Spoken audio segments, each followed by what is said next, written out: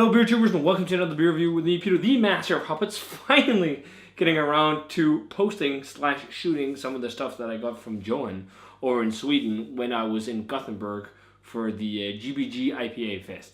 So I met up with Johan.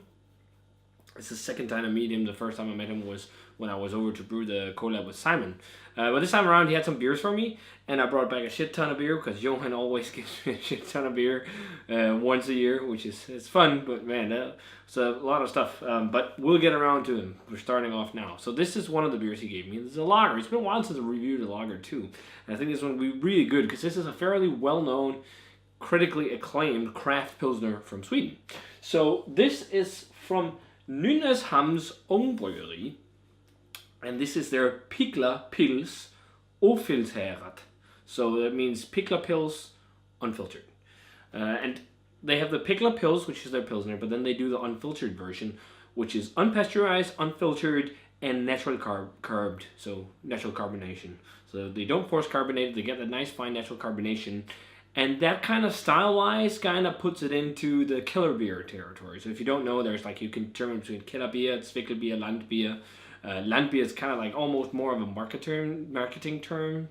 A lot of breweries use it, but like it's more techniques really like of making pilsners than real style. Some people say it all originates from Franconia. So Franconia, they have the Helles, and then they have the unfiltered beers that are usually a bit more hoppy than the Helles. And Helles is one of the big things in craft beer, especially in the States. I saw so much Helles over there. But this is then more towards Kellerbier because you got the natural carbonation, which is found in Kellerbier, and you've got the unfiltered part, and you got also the non-pasteurization part.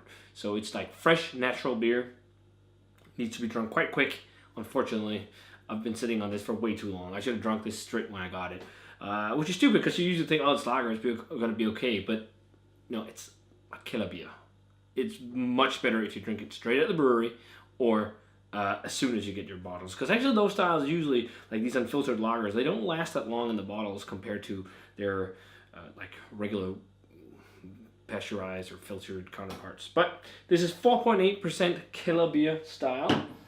Will be fun to try this one. I really crave a lager. I've been drinking so many IPAs, but I'm luckily, I shouldn't be saying that, but it's just, you want to do them fresh, you get to them, and I think I have 3 more to review as of shooting this review, but some of it is being posted sporadically.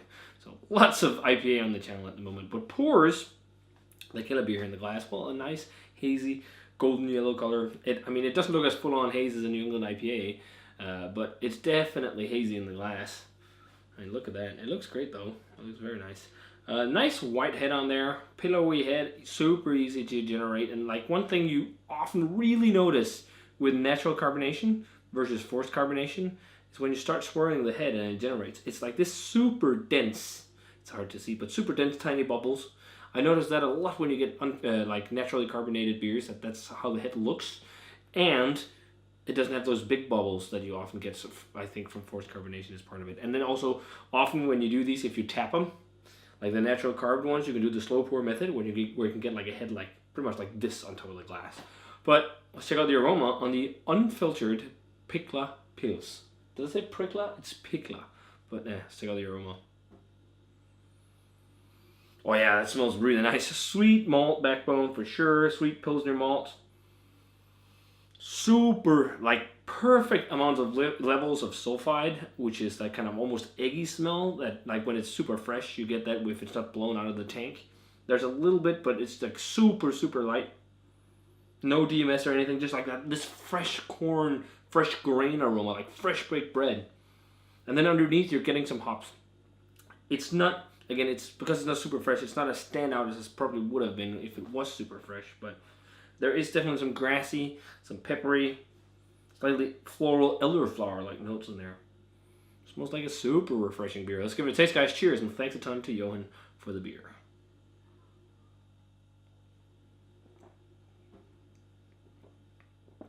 Oh, it's super elderflower forward. The bitterness reminds me a bit more of Helles, which is interesting. But again, it's like Helles that's a bit more hoppy than usual, but if you talk about the Kellerbier / Zwickel / Landbier styles, but still drinking really nicely. I imagine this so super fresh must be just like, this could be like a go-to lager for me. I think, like, really the freshness of it, it's just lacking a bit, but that's my fault because I've been sitting on it. Because you can taste it. That's the same time you also taste with some IPAs. You can feel, oh, this is intense, but when it was fresh, it must have been really intense. No, you can't really compare IPAs and like Kellerbier, but if you talk about oomph of flavor and freshness, it's similar. But the sweet Pilsner malt really shines through.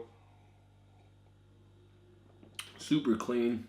Softer carbonation. It's not as aggressively carbonated as some lagers, some forced carbonated lagers. Like a lot of people used to lagers having to be fizzy, and that's not necessarily the case. Some like Kellerbiers and one of like these natural carbonated beers, they're not often that you get up as high as CO2 level. But I think that's quite nice. It makes it even more drinkable, and it makes you notice the mouthfeel, which is quite chewy, very slick actually as well for a 4.8% beer.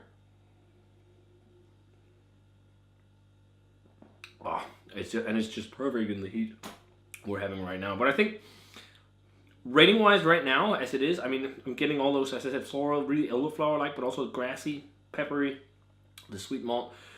Super clean, super drinkable, super refreshing Pilsner. If it was fresher, I'd probably go higher, but I'm going to go 88. I think it's very good for its style. And the only thing I have to knock it for is the beer in the glass, drinking right now, is a bit old. And you don't necessarily taste any old flavors, but you can just taste it's not as popping as it could have been, which would have been the case if I drank it super fresh. So I think super fresh, this could be 90 plus, so higher 90s, early 90s. Because it's just very well brewed, and it's a style. Lagers in general, I'm just drinking much more like the well-crafted kinds, not the macro stuff that's just boring and bland. But some of these, they are quite nice, and they have some very tasty, delicate nuances. So, here's the lagers. I have a couple more in my fridge to review. One's a collab between Brewdog and a brewery in Berlin called BRLO, and then we also have an Rauchbier I can't wait to review, one that's finally been bottled. But guys, if you had a chance to try the Nynäshamns Ångbryggeri Pickla Pils Unfiltered, let me know what you thought of it, or Ofiltrerad, I think that's how you say it. But thanks a ton, Johan, for the beer. You rule, dude.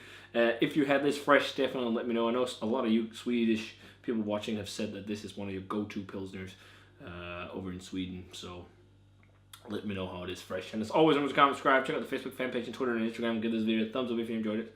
And I'm going to say cheers, and see you guys in another beer review.